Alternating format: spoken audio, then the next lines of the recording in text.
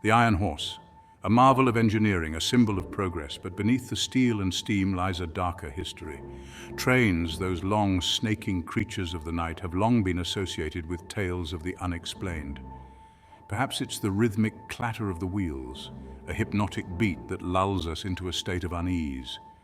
Or maybe it's the knowledge that these metal behemoths hurtle through darkness, carrying us into the unknown. Whatever the reason, trains hold a unique place in our collective imagination, a place where fear and mystery collide.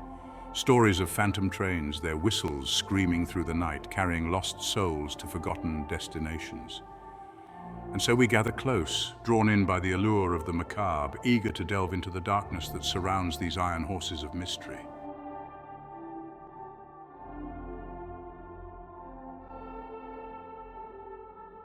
The wind howls through the train yard, a mournful cry that echoes through the skeletal remains of forgotten locomotives. Rusting hulks stand silent, their paint peeling like scabs, their windows like vacant eyes staring out into the night. It's here, in these forgotten corners of civilization, that the veil between our world and the next seems to thin. Whispers dance on the wind, carrying fragments of stories too terrifying to ignore. Old conductors, their faces etched with the memories of countless journeys, speak of strange occurrences on the rails. They tell of signals changing for no reason, of objects appearing and disappearing without explanation. For those brave enough to listen, the whispers on the wind offer a glimpse into a realm beyond our understanding.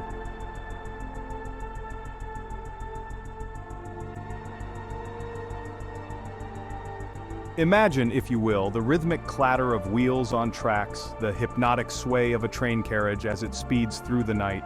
The world outside is a blur of darkness, punctuated by the occasional flickering light of a distant town. Inside, the air is thick with anticipation, a sense of both excitement and unease.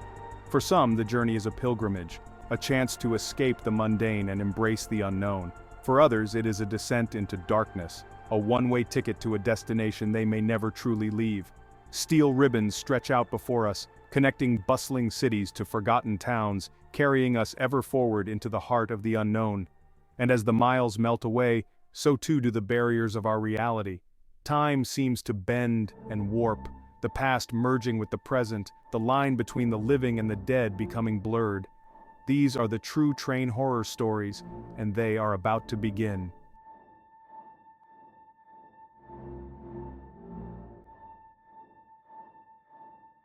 The Midnight Express. A name whispered in hushed tones, a legend passed down through generations of railway workers. It was a train shrouded in mystery, its route winding through some of the most desolate and unforgiving landscapes known to man. They say it started innocently enough, a routine passenger service connecting remote villages to the outside world. But over the years, a sinister reputation began to cling to the Midnight Express. A reputation built on whispers and shadows, on stories of unexplained disappearances and ghostly apparitions. It began with a single passenger, a traveling salesman who vanished without a trace, his belongings left untouched in his cabin. Then a young woman, on her way to visit her ailing mother, stepped off the train at a deserted station and was never seen again. As the years went by, the disappearances continued, each one adding another layer of dread to the already chilling legend of the Midnight Express. The railway officials, desperate to quell the growing unease, launched investigation after investigation, but to no avail. No logical explanation could be found, no pattern discerned. The truth has always remained elusive, hidden somewhere in the darkness that surrounded the Midnight Express. Among the railway workers, those who dared to speak of the Midnight Express did so in hushed tones, their voices heavy with a mixture of fear and morbid fascination. Legends and rumors swirled around the train like smoke, each tale more unsettling than the last. Some spoke of strange lights and eerie sounds emanating from the train as it passed. Phantom whistles echoing through the night, disembodied voices whispering from empty carriages. The Midnight Express was more than just a train, a conduit to the unknown.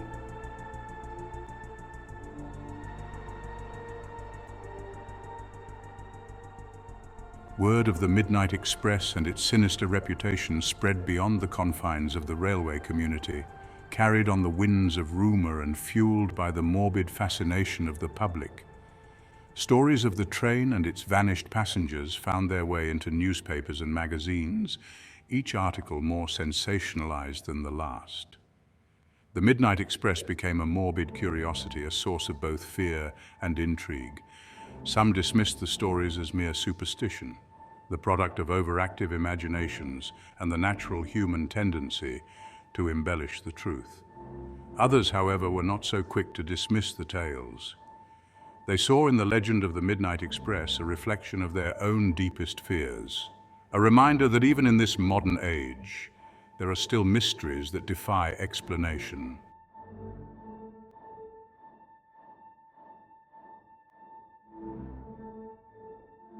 The decision, when it finally came, was swift and unexpected. Citing financial reasons and declining passenger numbers, the railway authorities announced the immediate cessation of the Midnight Express service. The announcement, while met with relief by some, did little to quell the unease that had settled over the region. For many, the damage had already been done.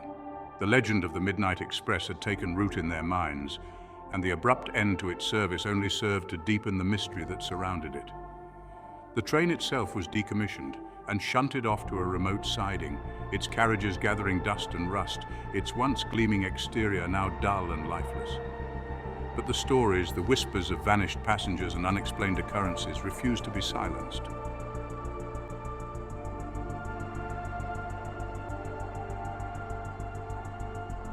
Years passed, and the legend of the Midnight Express faded into obscurity, becoming little more than a ghost story told to frightened children.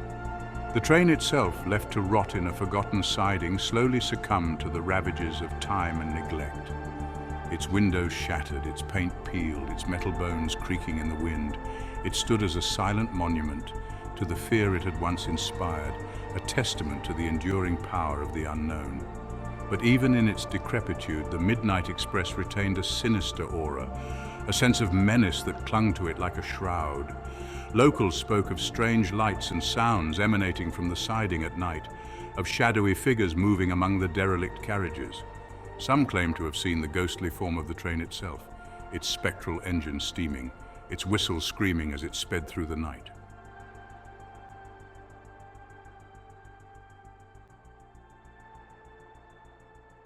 And so, the next time you find yourself standing on a deserted platform, the wind howling around you, the night air thick with anticipation, listen carefully. You might just hear it, the distant rumble of wheels on tracks, the mournful cry of a train whistle echoing through the darkness. And in that moment, remember the legend of the Midnight Express and the chilling truth that some journeys are best left untaken, some mysteries best left unexplored. For the train of shadows is always watching, waiting for its next unsuspecting passenger, its next victim to claim. The darkness that surrounded the Midnight Express may have faded, but the fear it inspired lingers on.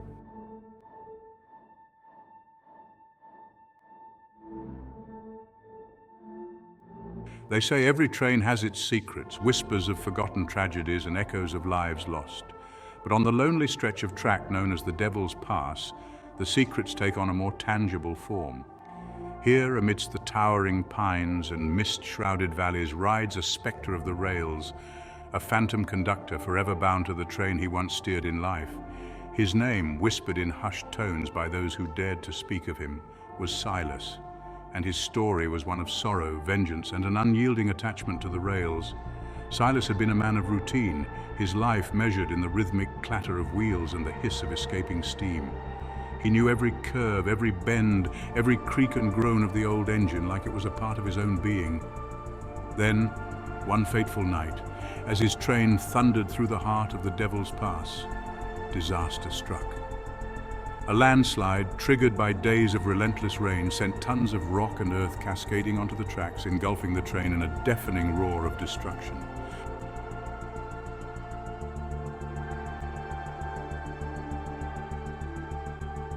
It began subtly, almost imperceptibly. A flicker of movement in the corner of the eye, a cold spot in the air, the faint scent of coal smoke and engine oil where no fire burned.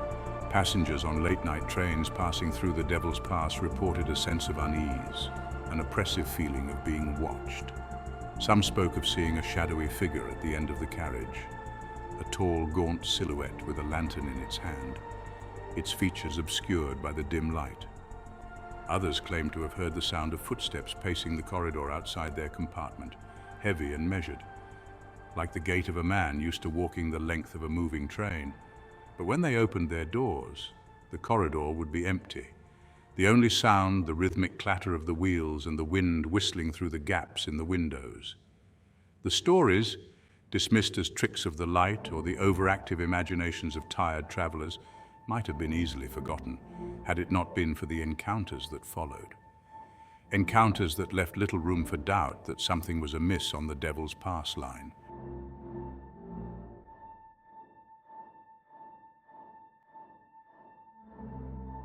One chilling evening, a young woman traveling alone found herself the only passenger on the last train through the Devil's Pass.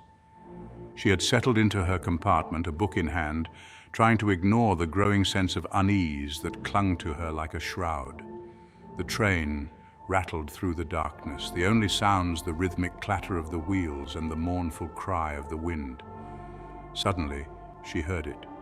A knock on her compartment door, soft yet insistent. Her heart pounded in her chest as she cautiously approached the door and slowly slid it open.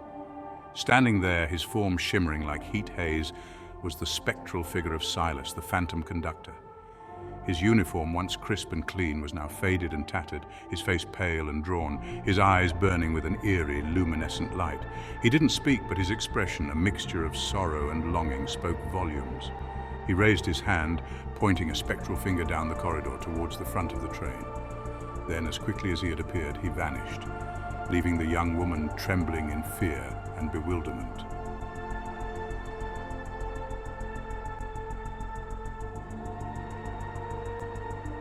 Shaken to her core, the young woman stumbled down the corridor, drawn by an unseen force.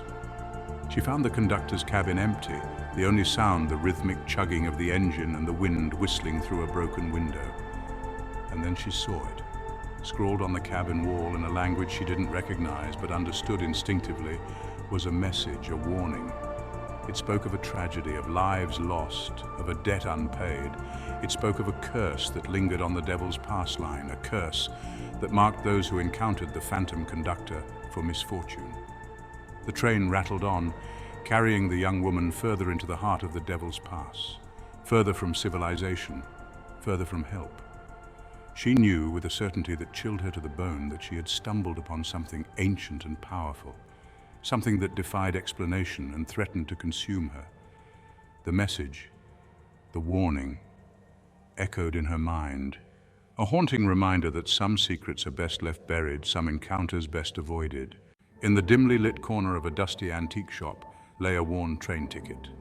Its edges were frayed, and the destination, Black Ridge Sanatorium, sent a shiver down the spine. The shop owner, a wizened old man, watched as a young man reached for the ticket. "Careful there, son," the old man rasped. "Some things are best left undisturbed. That ticket carries a history, a darkness." The young man chuckled. What could be so dangerous about an old train ticket? The old man sighed.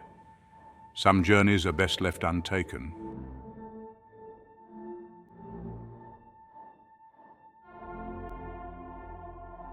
The old steam train, its engine wheezing and groaning like a living creature in pain, pulled slowly out of the station, carrying the young man towards his unknown destiny. He sat alone in a dusty carriage, the only sounds the rhythmic clatter of the wheels and the wind whistling through the gaps in the windows. As the landscape flashed by, a patchwork of fields and forests painted in shades of grey and green, he couldn't shake the feeling that he was being watched. He glanced around the carriage, but it was empty, the only other occupants the shadows cast by the weak winter sun. And then, as the train rounded a bend, he saw her. A young woman, her face pale and drawn, her eyes wide with a mixture of fear and sadness, sat in the carriage opposite, her gaze fixed on him with an intensity that made him shift uncomfortably in his seat. He offered a tentative smile, but it wasn't returned. The woman continued to stare at him, her expression unchanging, her silence unnerving. He tried to focus on the scenery outside, but the woman's gaze, like a physical weight, held him captive.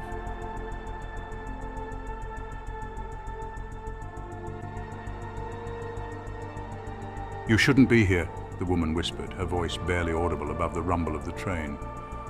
The young man, startled by her sudden words, stammered, I'm just going to Black Ridge. I found this old ticket." He held up the ticket as if it explained everything. The woman shook her head slowly, her eyes filled with a profound sadness. "That ticket," she said, her voice trembling, "it doesn't belong to you. It belongs to someone who can never use it." She reached out a hand, her fingers long and thin, and gently touched the ticket. A cold shiver ran down the young man's spine as if he had been touched by something not of this world. "The man who bought this ticket," the woman continued, her voice barely a whisper, "was my father. He was on his way to Black Ridge to see me. I was a patient there, dying." Her voice cracked with emotion, and she turned away, unable to meet the young man's gaze. He felt a knot of guilt tighten in his stomach. He had stumbled upon something deeply personal, a tragic story that was not his to uncover.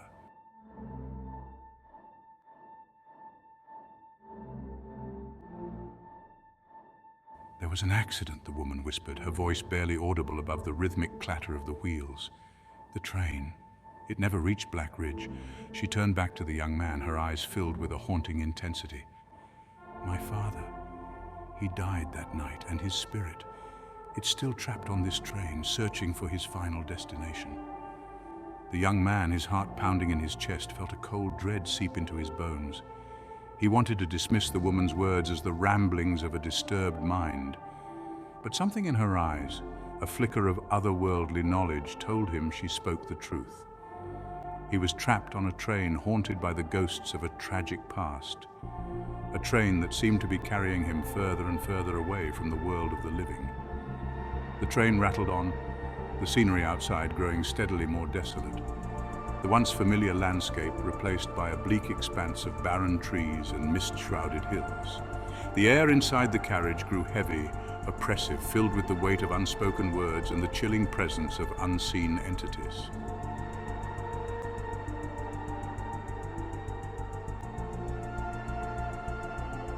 Section 5. The Price of Freedom.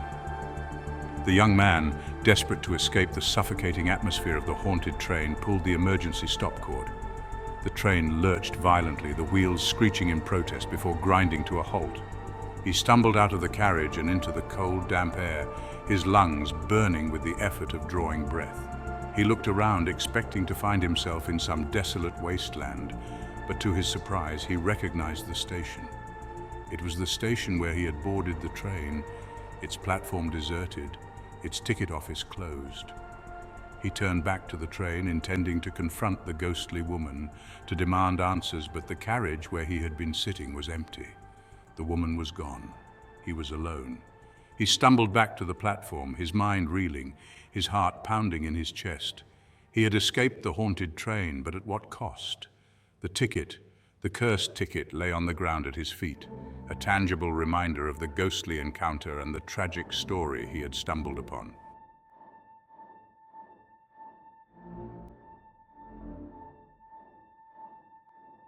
Section 6. The Final Destination. He left the ticket on the platform, a silent offering to the restless spirits that haunted the Black Ridge line. As he walked away, his footsteps echoing, he couldn't shake the feeling that he was not truly free. The experience had changed him, marked him with an invisible scar. He never spoke of his encounter, but the memory lingered. Some journeys are best left untaken, some destinations best avoided.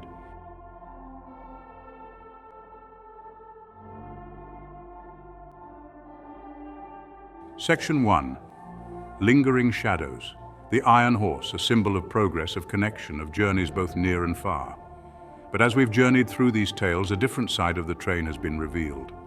A side shrouded in shadow, where the clatter of wheels whispers of forgotten tragedies and the hiss of steam carries the sighs of the lost. The stories linger, don't they? Etched in our minds like the graffiti on an old train car, impossible to fully erase. The vanishing passengers of the Midnight Express, their fates forever unknown. The mournful gaze of Silas, the phantom conductor, forever bound to the Devil's Pass line. The chilling weight of the cursed ticket to Black Ridge Sanatorium, a reminder that some journeys are best left untaken. These stories, born from whispers and shadows, tap into a primal fear, a fear of the unknown that lurks within us all. We board trains seeking adventure, seeking escape, seeking connection. But perhaps sometimes we find something else entirely, something that chills us to the bone and makes us question the very nature of reality.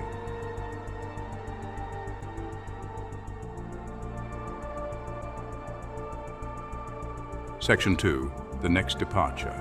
So, the next time you find yourself at a train station, the air alive with the anticipation of departure, take a moment. Look around at the faces of your fellow passengers. Listen to the sounds of the platform, the echoing announcements, the rumble of luggage carts, the distant whistle of an approaching train. And remember, every journey has a story. Every train carries its own secrets, and sometimes, just sometimes, those secrets choose to reveal themselves. Will you be ready to face them? Or will you find yourself wishing you had taken a different path, a different mode of transport, anything to avoid the chilling realization that you too have boarded a train of shadows? The tracks stretch out before us, an invitation to adventure and a descent into the unknown. The choice, as always, is yours. But be warned, dear reader, once you board this train of thought, there's no turning back. The stories you've read will stay with you, lurking in the shadows of your mind, waiting to resurface when you least expect it. Safe travels.